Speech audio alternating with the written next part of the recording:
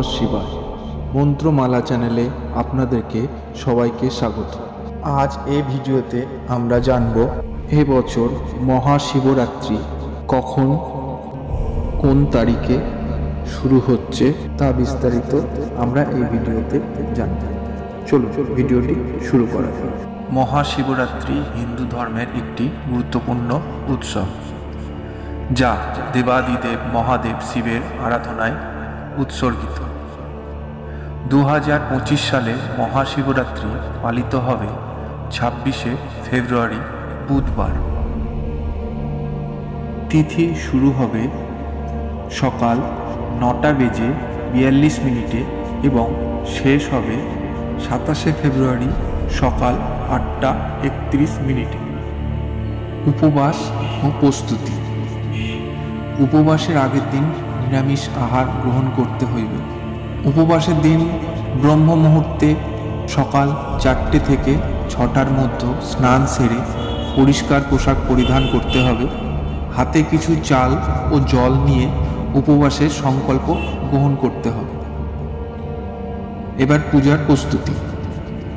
সন্ধ্যাকালীন স্নান করে শুদ্ধ বস্ত্র পরিধান করতে হবে।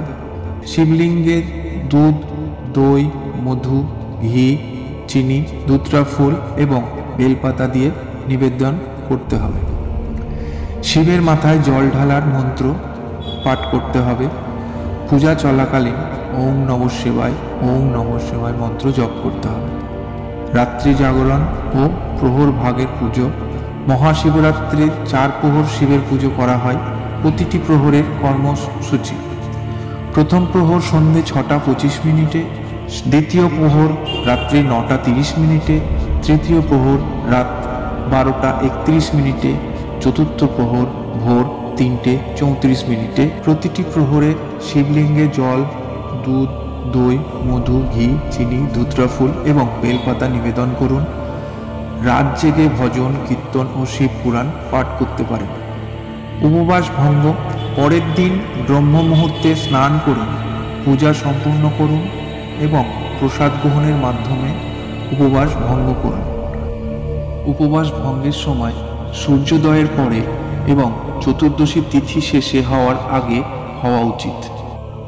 পালনীয় নিম্নাবলী। উপবাসের সময় গম, চাল, ডাল, আমিষ খাবার, রসুন, পেঁয়াজ ইত্যাদি পরিহার করতে হবে। শিবলিঙ্গে নারকেল জল বা ডাবের জল নিবেদন করবেন না। শিব পূজার শঙ্খ বাজাবেন না।